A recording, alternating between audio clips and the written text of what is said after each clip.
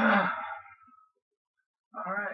well, this is the persuasive speech, um, and I have chosen for my topic the highly divisive uh, topic of marijuana.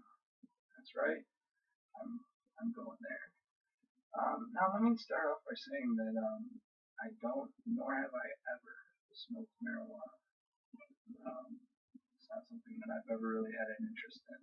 However, upon discovering all the facts relating to the subject, um, I've come to my own conclusions that differ vastly from that of the government and whoever else. Now, the first thing that I want to talk about regarding marijuana is every year the government spends roughly $4 billion on drug war that they themselves have admitted they really haven't made any real progress over the last 30 years. Now, obviously, a significant portion of the arrests and so forth involved with the drug war are related to marijuana arrests. Now, these are non-violent drug offenders, obviously, most of the time. Um, and that's a lot of money, that's a lot of man hours, that's a lot of everything that we're spending on this war that we're not winning.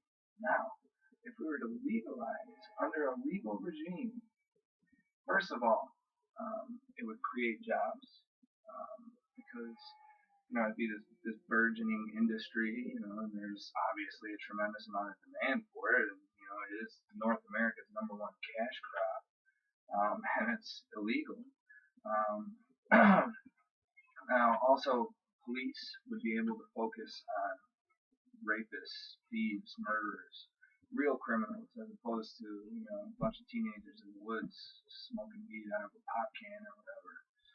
And so obviously, the crime rate would go down. And this is, obviously this is just conjecture on my part at this point. But I mean, these are things that these are conclusions that I've drawn over a period of time. Reading the facts and so forth, and largely ignoring a lot of the propaganda that is being spewed out by the government. It's funny because I seem to recall a public service announcement or whatever you want to call it, where the kid, he cuts open 6 different cigarettes and he rolls them all up into one thing, and they say at the end that a joint has as much cancer-causing carcinogens as 6 cigarettes all in one. Now, I'm wondering where the scientific basis of this claim comes from, because as I learned from a nice little documentary called "What If Cannabis Cured Cancer." Don't worry, I'll get to the cancer thing in a second here. Um, a professor of a medical professor at Yale or Harvard, one of these big Ivy League schools, is giving this speech, and he explains to the audience very clearly, very concisely, that people who smoke marijuana have less of a chance of getting cancer than people who don't smoke at all. Now, this is something that's illegal, and they claim it causes cancer, but scientific and medical facts says otherwise.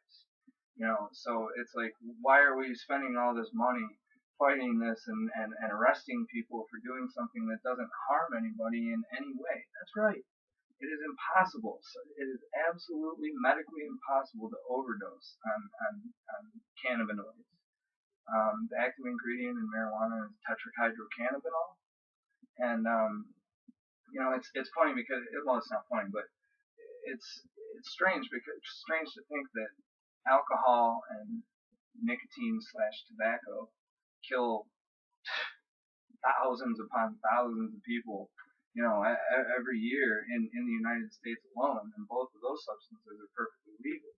And yet, a substance that has never harmed or killed anybody since the dawn of mankind is illegal. Now, again, as somebody who's never partaken in marijuana, I have to say, I think anybody with a logical, reasonable sound mind would look at that and be like, huh, that's a little strange. Why is that illegal if it doesn't actually hurt anybody? And it's a strange thing. And another interesting point in all of the universe, in all the world, in all the cosmos, there are two places where cannabinoids occur naturally. One place obviously is in the marijuana plant. The other place is within the human body. That's right. Human beings manufacture cannabinoids. As a matter of fact, there's an entire part, a section of the, I don't know, circulatory system or something, actually called the endocannabinoid system. True fact. Look it up. And so, when these cannabinoids come together, they have extremely, just countless benefits. Pain relief.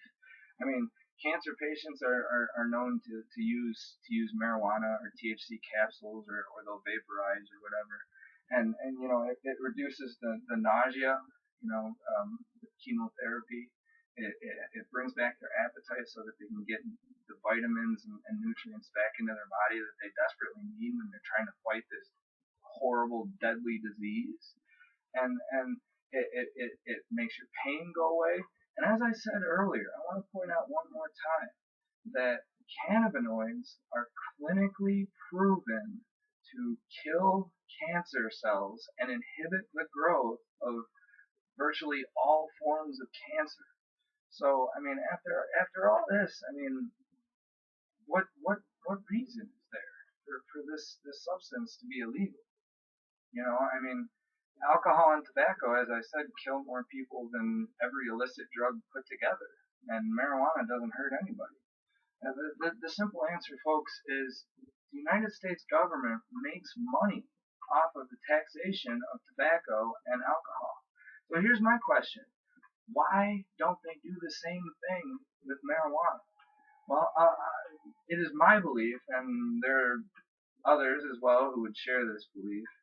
I believe that the United States government is unwilling to admit that they were wrong. They've had this smear campaign against marijuana. They've demonized it and made it out to be this horrible thing, as seen in reefer madness and things of that nature, where pot addicts are trolling the streets looking for rape victims and so on and so forth. Obviously, all of that is completely not even remotely based on fact at all. So, let's sum up here. First of all, you would create a lot of new jobs. You would be able to release people who are in prison for nonviolent marijuana-related offenses from jail. That's an interesting point because it costs roughly about 30 grand, I believe, to keep one person in jail for a year. At any one time, there's at least 50 to 75, I believe, thousand people in the United States, if not significantly more than that, incarcerated for non-violent marijuana-related offenses. You let all those people out of jail, that's millions and millions of dollars that you're injecting back into the economy. You're creating jobs. The police and law enforcement officials are able to concentrate on real criminals, real crime. So making things more peaceful for everybody. And it not only that, it doesn't actually hurt anybody. So if it's okay to go out to the bar, and it's okay to get drunk, and drive home, and it's okay to smoke cigarettes and give yourself cancer and all that, then why should we not, as reasonable, responsible adults, be able to indulge in this substance that doesn't hurt anybody? And if anything, empirical evidence states that it can actually help your health. I know that sounds crazy. People look at me like I'm nuts every time I say something like that. But I've watched a lot of things. I've read a lot. I became fascinated with this subject. Like, why is this substance legal? And the answer, is simply because of ignorance.